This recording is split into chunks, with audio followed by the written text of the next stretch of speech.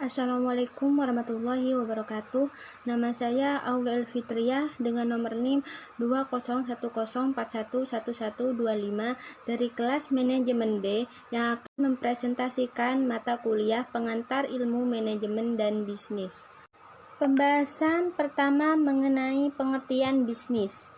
Secara umum, pengertian bisnis merupakan suatu kegiatan atau aktivitas yang dilakukan oleh perorangan atau juga organisasi yang melingkupi aktivitas produksi, pembelian, penjualan atau juga pertukaran barang atau jasa dengan tujuan untuk bisa mendapatkan keuntungan atau laba. Menurut para ahli Jeff Madura, pengertian bisnis ini merupakan suatu perusahaan yang menyediakan produk atau juga jasa layanan yang diinginkan oleh para pelanggan. Jenis bisnis terdapat beberapa bagian, yaitu seperti bisnis berdasarkan jenis aktivitasnya yang terdiri dari bisnis ekstraktif. Bisnis ekstraktif ini bisnis yang pergerakannya di bidang pertambangan dengan melakukan penggalian bahan-bahan tambang yang ada di dalam perut bumi seperti batu bara, besi, intan, aluminium, tambang, semen, bisnis minyak dan gas bumi. Yang kedua, bisnis agraris.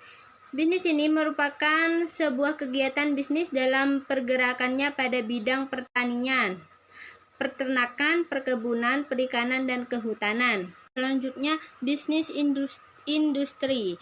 Bisnis ini merupakan bisnis yang pergerakannya di bidang industri, seperti industri pesawat terbang, rokok, garmen, tekstil, kapal, mebel, kertas, dan lain sebagainya.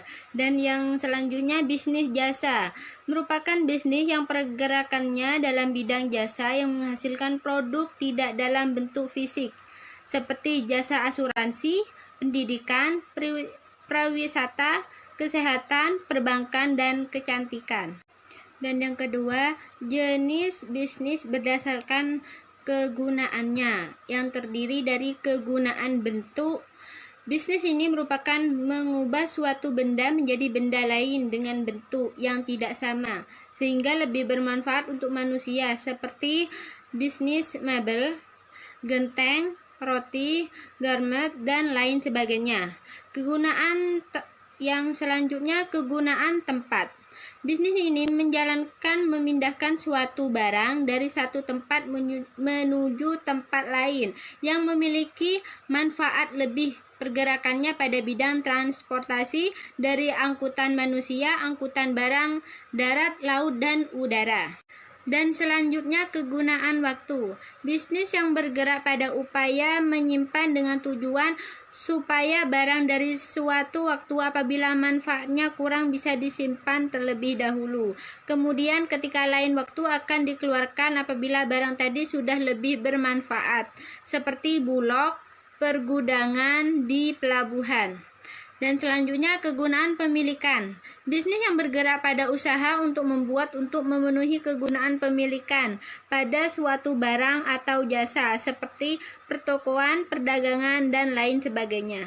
Dan yang ketiga, jenis bisnis berdasarkan motifnya, yaitu terdiri dari bisnis berorientasi, sebuah keuntungan atau profit oriented, misalnya perusahaan perorangan, CV, firma PT, dan lain sebagainya. Bisnis tidak berorientasi, yakni sebuah keuntungan atau disebut sebagai bisnis nirlaba. Contohnya adalah yayasan, organisasi sosial, lembaga swadaya masyarakat, dan lain sebagainya.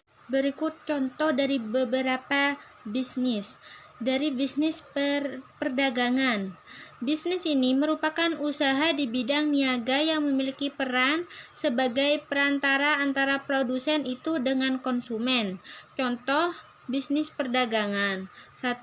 Usaha penjualan makanan, bisnis niaga di bidang fashion, perdagangan gadget dan elektronik, jual pulsa dan kota internet, dan bisnis lainnya, berjualan jasa.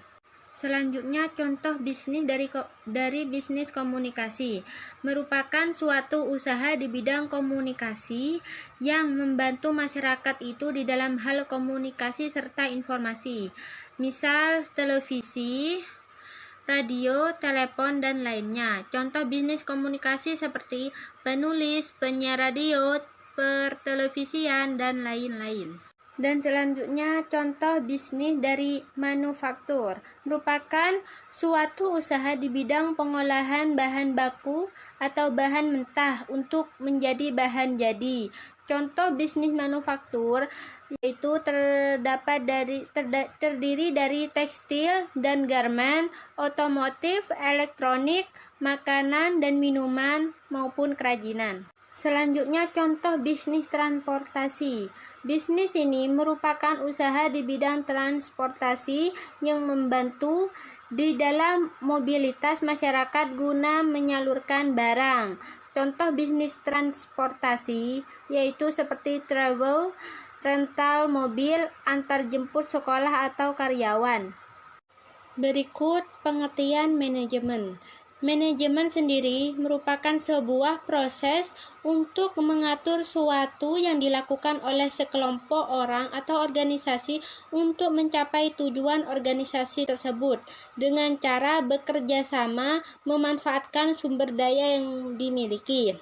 Dan menurut para ahli, Mary Parker Follett, menurut pengertian manajemen adalah sebuah seni dalam menyelesaikan pekerjaan melalui orang lain. Dengan kata lain, seorang manajer bertugas mengatur dan mengarahkan orang lain untuk mencapai tujuan sebuah organisasi. Fungsi dari manajemen yang terdiri dari perencanaan atau planning. Perencanaan menjadi hal yang paling penting karena perencanaan akan menentukan target ke depannya. Pentingnya perencanaan dalam bisnis yaitu untuk menentukan tujuan serta menentukan upaya yang tepat agar bisa mencapai tujuan tersebut. Karena dengan adanya perencanaan, manajer bisnis bertindak lebih mudah dalam mencari alternatif dalam mencapai tujuan. Perencanaan ini tidak hanya mencangkup tujuan jangka panjang, namun juga mencangkup tujuan jangka pendek dan menengah. Selain perencanaan dalam bisnis sangat penting, yang selanjutnya ini pengorganisasian atau organizing dibutuhkan dalam sebuah bisnis. Pengorganisasian yaitu sebagai kerja atau kegiatan menjadi beberapa bagian atau kegiatan tujuan dari perorganisasian ini, yaitu untuk memudahkan manajer dalam melakukan pengawasan yang lebih efektif. Selanjutnya penempatan atau staging. Staging atau penempatan memang hampir mirip dengan organizing. Namun staging ini penggunaannya lebih luas dan lebih fokus pada sumber daya secara umum. Sedangkan organizing hanya terfokus pada manajemen sumber daya manusia saja. Dalam staging ini meliputi sumber daya seperti peralatan, perlengkapan, dan inventaris yang ada pada sebuah organisasi. Selanjutnya, pengarahan atau directing. Dalam manajemen berfungsi yang selanjutnya yaitu pengarahan. Dengan kata lain, pengarahan ini berguna untuk mengarahkan setiap anggota agar bisa mencapai tujuan yang sesuai dengan prosedur manajerial yang sudah diarahkan dari awal. Hal ini dikarenakan banyak kejadian yang tak terduga dan tak bisa dihindari oleh setiap perusahaan. Fungsi dari pengarahan ini yang bisa membantu setiap anggota agar bisa mengerjakan pekerjaannya sesuai dengan jalur yang semestinya. Dan selanjutnya pengawasan atau controlling. Fungsi manajemen yang terakhir yaitu pengawasan atau controlling. Pengawasan ini berguna untuk mengevaluasi kinerja sumber daya perusahaan secara menyeluruh. Dalam pengawasan ini berfungsi untuk memastikan apa yang dikerjakan sesuai dengan yang direncanakan. Berikut pembahasan materi setelah UTS. Di sini saya mengambil materi kepemimpinan. Berikut saya akan mempresentasikan apa pengertian kepemimpinan. Kepemimpinan adalah orang yang memberi arah dan menetapkan tujuan suatu organisasi. Menurut Charles, kepemimpinan adalah proses menginspirasi orang lain untuk bekerja keras untuk menyelesaikan tugas penting. Kepemimpinan adalah orang yang mampu pandai mempengaruhi atau mengarahkan orang lain untuk mencapai tujuan.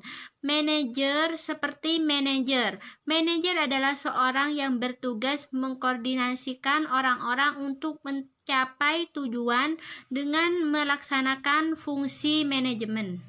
Berikut gaya kepemimpinan yang terdiri dari gaya kepemimpinan demokrasi, seperti orang-orang yang dipimpinnya sebagai subjek, usaha untuk memanfaatkan kemampuan setiap orang yang ada dalam organisasi untuk berpartisipasi dalam setiap kegiatan, mengambil keputusan sangat mementingkan diskusi dan musyawarah, berusaha mengutamakan kerjasama dan teamwork.